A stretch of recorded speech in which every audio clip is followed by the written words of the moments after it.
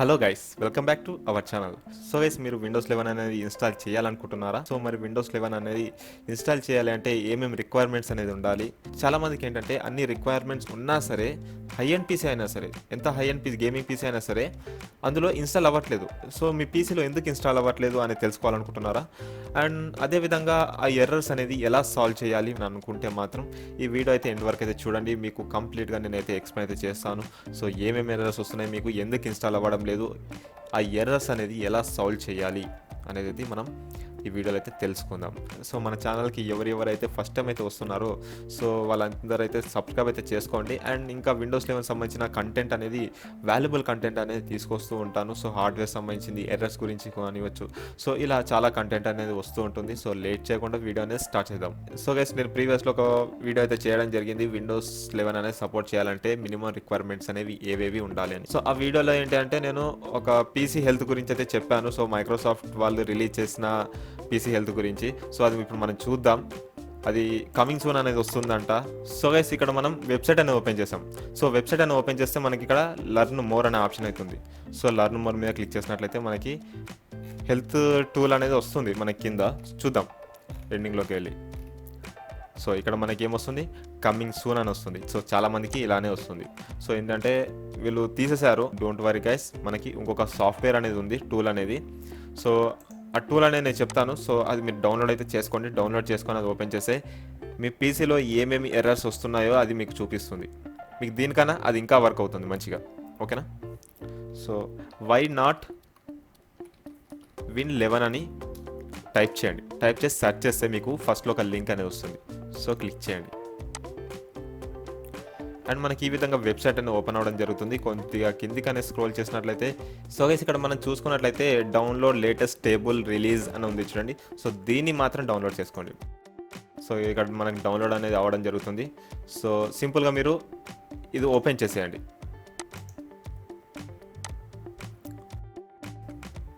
చూడండి, నేనైతే ఓపెన్ చేశాను. సో మనకి ఇదైతే లోడ్ అవుతుంది. సో ఇక్కడ చూసుకున్నట్లయితే నాకు ప్రతి ఒక్క ఆప్షన్ అనేది ఓకే ఉంది, అంటే అన్నీ నాకు కరెక్ట్గా వర్క్ అవుతున్నాయి. సో ఇలా మీరు కూడా చేసుకోవచ్చు. బట్ నాకు ఒక పర్సన్ అయితే కామెంట్ అయితే చేయడం జరిగింది, ఒక బ్రదర్ అయితే సేమ్ ఇదే పిక్ అయితే పెట్టాడు. కాకపోతే అతనికి కొన్ని ఎర్రర్స్ అయితే వస్తున్నాయి. సో ఆ పిక్ కూడా నేను చూపిస్తాను. ఇక్కడ చూడండి గైస్. సో ఇక్కడ చూసుకున్నట్లయితే ఇతంది మనం చూసుకున్నట్లయితే i7 ప్రాసెసర్ అవుతుంది. సో పవర్ఫుల్ ప్రాసెసర్ అని చెప్పుకోవచ్చు. ఓకేనా గైస్, పవర్ఫుల్ ప్రాసెసర్ ఉంది, అయినా ఇతనికి సపోర్ట్ చేయడం లేదు. సో ఎందుకు సపోర్ట్ చేయడం లేదు అనేది మొత్తం కంప్లీట్గా నేను చెప్తాను. సో మనం రిక్వైర్మెంట్స్ గురించి కూడా మాట్లాడుకుందాం. అదేవిధంగా ఆ టైంలో ఎర్రర్స్ ఏవే వస్తే ఏం చేయాలనేది కూడా మనం మాట్లాడుకుందాం. ఇప్పుడు మనకి ప్రాసెసర్ చూసుకున్నట్లయితే మన ప్రాసెసర్ అనేది 64 బిట్ అనేది సపోర్ట్ చేయాలి. సో కొన్ని ప్రాసెస్ ఉంటాయి 64 బిట్కి సపోర్ట్ చేయవు, ఓన్లీ 32 బిట్కి సపోర్ట్ చేస్తాయి. సో అవి ఎటువంటి ప్రాసెసర్లు అంటే మనం విండోస్ ఎక్స్పీలు అవి మనం యూజ్ చేస్తుండేటోళ్ళం కదా ముందు. సో అప్పుడు ఆ ప్రాసెసర్లు అనేది 32 బిట్కి మాత్రమే సపోర్ట్ చేసేవి. సో అప్పుడు కూడా 64 ఉండేవి. సో అప్పుడు ఏంటంటే నార్మల్ సిపి ఉన్న గ్రేటే అనుకునే వాళ్ళం. సో అంత ఓల్డ్ ప్రాసెసర్ ఉంటాయి కదా, సో వాటిలో మాత్రం 32 బిట్ అనేది సపోర్ట్ చేస్తుంది. సో ఇప్పుడైతే అన్నిట్లో 64 బిట్ అయితే సపోర్ట్ చేస్తుంది. సో ఇదైతే పెద్ద ప్రాబ్లం అయితే కాదు. So in case me processor అనేది 32 బిట్కి మాత్రమే సపోర్ట్ చేస్తే నేను ఏం చేయలేను, 64 బిట్కి మాత్రం ఖచ్చితంగా సపోర్ట్ చేయాలి. ఓకేనా గైస్? అండ్ మనం బూట్ మెథడ్ అనేది చూసుకుందాం. సో బూట్ మెథడ్ అనేది మనకి UEFI అని ఉండాలి. ఓకేనా గైస్, UEFI అని ఉండాలి. సో ఇక్కడ చూసుకోండి, అదేముంది UEFI అని ఉంది. సో ఇతంది ఏముంది, UEFI లేదు. ఓకేనా గైస్? సో మరి UEFI అనేది ఎలా చేసుకోవాలి అని అంటే simple guys, don't worry. So UEFI అనేది ఎలా ఎనేబుల్ చేసుకోవాలి అంటే సో అది మనకి బాయోస్లో అయితే ఉంటుంది. సో అది ఎనేబుల్ చేసుకోవాలి అంటే ఫస్ట్ మీరు మీ హార్డ్ డిస్క్ ఏదైతే ఉందో సో అది MBR ఫార్మాట్లో అయితే ఉంటుంది. సో ఆ MBR ఫార్మాట్లో నుంచి GPT ఫార్మాట్కి కన్వర్ట్ చేసుకోవాలి. కన్వర్ట్ చేసుకుంటే అప్పుడు మీరు బాయోస్లోకి వెళ్ళి బయాస్ నుంచి UEFI అనేది సెట్ చేసుకోవచ్చు, అంటే ఎనేబుల్ చేసుకోవచ్చు. సో ఆ ప్రాసెస్ అనేది నేను చెప్పాను ఆల్రెడీ, నేను వీడియో అయితే చేయడం జరిగింది. So 2 days back. So MBR నుంచి GPTకి ఎలా కన్వర్ట్ చేసుకోవాలి అండ్ బయాస్ నుంచి UEFIకి ఎలా కన్వర్ట్ చేసుకోవాలి అనేది నేను వీడియో అయితే చేయడం జరిగింది. మనం ఇక్కడ చూసుకున్నట్లయితే CPU capability. So CPU capability అనేది ఎక్కువ ఉండాలి. లైక్ ఇప్పుడు i3 కానివచ్చు, Pentiumsలో కానివచ్చు, ఏదైనా కానీ మనకి మినిమం 8th జనరేషన్ అయితే ఉండాలి. ఓకేనా గైస్?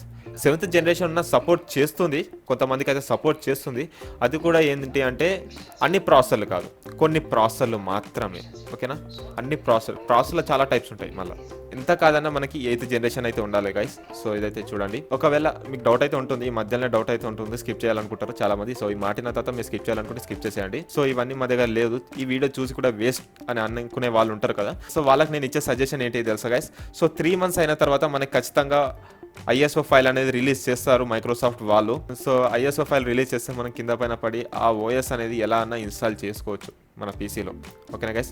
సో ఇదేంటి అంటే వాళ్ళు అప్గ్రేడ్ ఆప్షన్ ఇచ్చారు, అంటే విండోస్ 10 నుంచి విండోస్ 11కి అప్గ్రేడ్ చేసుకోవడానికి ఆప్షన్ ఇచ్చారు అంతే. సో ఐఎస్ఓ ఫైల్ అనేది రిలీజ్ చేయలేరు. సో ఐఎస్ఓ ఫైల్ రిలీజ్ చేస్తే ఏంటి అంటే అది మనం ఎలాగైనా దాన్ని ఇన్స్టాల్ చేయడానికి ట్రై చేస్తాం.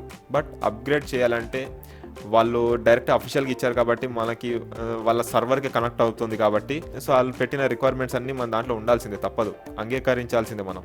ఓకేనా గైస్? సో ఐఎస్ఓ ఫైల్ వచ్చేంత వరకు వెయిట్ చేయండి. నేను అప్పటి వరకు అయితే వీడియో అయితే చేస్తాను. మేబీ ఇంకా ఒకవేళ సపోర్టెడ్ కోసం ఏమైనా వీడియోస్ వస్తే చూస్తాను. సో మ్యాక్సిమం మీకు తక్కువ రిక్వైర్మెంట్స్లో వచ్చేటట్టే నేను ట్రై చేస్తాను, అన్ని ఎర్రర్స్ లేకుండా. ఓకేనా గైస్? సో ఇప్పుడు మనం సిపియూ కోర్స్ గురించి అయితే మాట్లాడుకుందాం. సో సిపియూ కోర్స్ అనేది మనకి ఎంత ఉండాలంటే మినిమం 2 కోర్స్ అయితే ఉండాలి. థ్రెడ్స్ అయితే వాళ్ళు మెన్షన్ చేయలేదు, కానీ కోర్స్ మాత్రం మెన్షన్ చేశారు. 2 కోర్స్ అయితే ఉండాలి. సో 2 కోర్స్ ఉంటే మాత్రం మినిమంగా అయితే సపోర్ట్ అయితే చేస్తుంది, ఇంకా ఎక్కువ ఉంటే మాత్రం ఇంకా మీకు మంచిదే. సో గైస్ నెక్స్ట్ చూసుకున్నట్లయితే సిపియూ ఫ్రీక్వెన్సీ. సో ఇదైతే ఖచ్చితంగా అందరికైతే ఉంటుంది, డోంట్ వరీ గైస్. అండ్ మనం ఇక్కడ నెక్స్ట్ చూసుకున్నట్లయితే డైరెక్ట్ ఎక్స్ 12 అయితే ఉండాలి. ఓకేనా గైస్? డైరెక్ట్ ఎక్స్ అనేది 12 అయితే ఉండాలి. సో మీకు ఎంత ఉందో అనేది ఎలా తెలుసుకోవాలి అంటే సో గైస్ ఇప్పుడు మీరు రన్ అయితే ఓపెన్ చేయండి.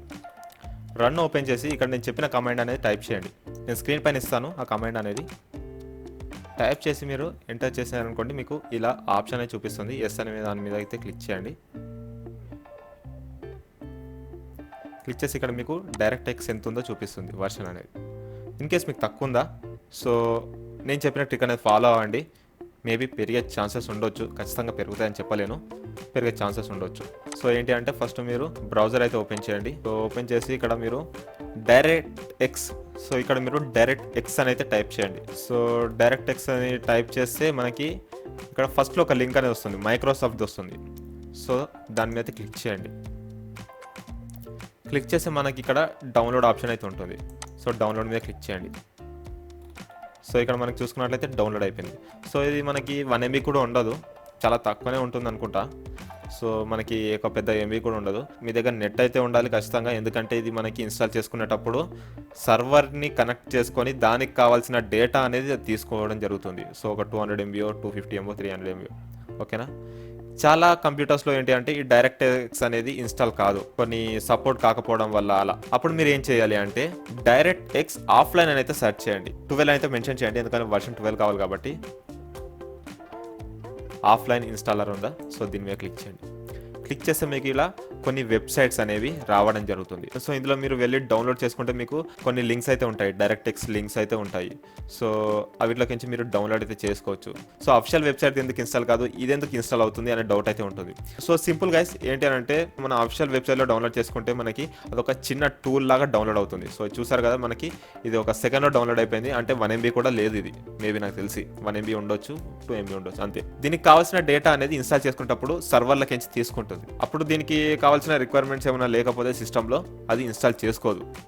ఇప్పుడు లైక్ మనం విండోస్ 11 ఎలా ఇన్స్టాల్ చేసుకోవట్లేదో డైరెక్ట్గా మనం అప్గ్రేడ్ చేసుకుంటే ఆ సర్వర్కి తీసుకుంటుంది దానికి సంబంధించిన డేటా అనేది, అప్డేట్ వస్తుంది కదా. సో అలా అది రిక్వైర్మెంట్స్ లేనప్పుడు చేసుకుంటలేదు. సో ఇప్పుడు మనం ఆఫ్లైన్ అనేది చేసామనుకోండి, సో ఆఫ్లైన్ వచ్చేసి మనకు 250 MB 300 MB ఉంటుంది. సో ఆ సర్వర్లో ఉన్న డేటా అనేది ఆల్రెడీ ఇది ఆఫ్లైన్లో స్టోర్ అయి ఉంటుంది. సో ఇది నెట్ లేకుండానే మీకు ఇన్స్టాల్ అవ్వడం జరుగుతుంది. సో సర్వర్లకి ఏం తీసుకోదు, దీంట్లో ఆల్రెడీ డేటా ఉంటుంది కాబట్టి ఇది ఇన్స్టాల్ అనేది చేసుకుంటుంది.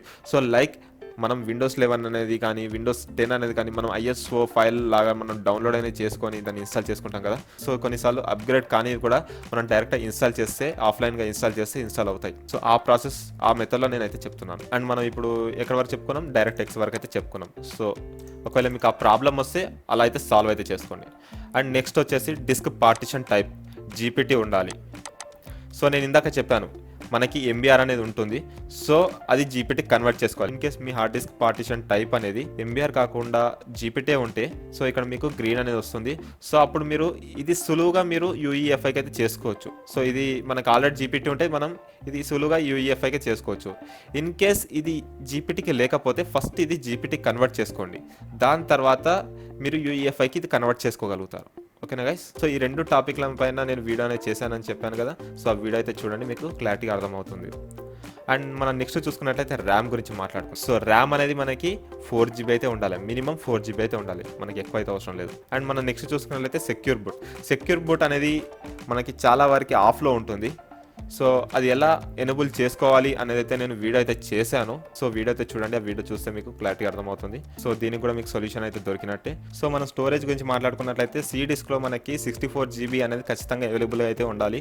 సో సి డిస్క్లో మాత్రమే, నేను అన్ని మొత్తం కలిపి అయితే చెప్పట్లేను, ఓన్లీ సి డిస్క్లో 64GB అయితే ఖచ్చితంగా ఉండాలి. అండ్ 64 అంటే 64 పెట్టుకోకండి, అండ్ ఎక్కువ ఉండేటట్టు చూసుకోండి. సో చాలా ఎక్కువ ఉండేటట్టు చూసుకోండి, ఎందుకంటే మీకు స్పీడ్ అనేది ఎక్కువ ఉంటుంది. సి డిస్క్ అనేది ఎంత ఖాళీగా ఉంచితే, ఎంత స్పేస్ అనేది ఎక్కువ పెడితే అంత స్పీడ్గా అనేది మీ సిస్టమ్ అనేది రన్ అవుతుంది.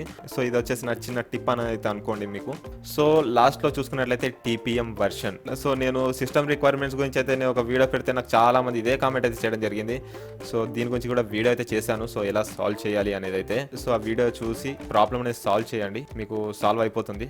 సో చాలా మంది ఆ వీడియో అయితే చూడడం జరిగింది. సో చాలా రెస్పాన్స్ కూడా వచ్చింది ఆ వీడియోకి అయితే.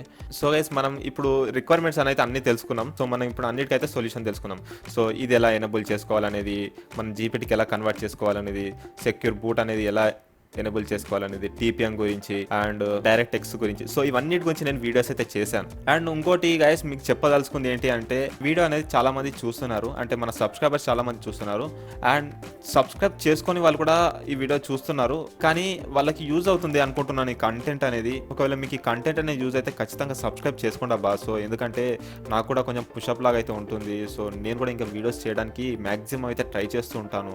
సో విండోస్ 11 గురించి మీరు కామెంట్ చేసిన ప్రతి ఎర్రర్ గురించి అయితే నేను ప్రతి ఒక్క వీడియో అనేది చేస్తున్నాను. సో నాకు టైం దొరకకపోయినా సరే వీడియోస్ అయితే చేస్తున్నాను. సో ఎందుకంటే మీరు ఎర్రర్స్ గురించి అయితే చేయమని అయితే చెప్తున్నారు. సో నేను పోస్ట్ కూడా పెట్టాను. సో ఎంతమందికి సపోర్ట్ చేస్తుంది, ఎంతమందికి సపోర్ట్ చేస్తలేదని.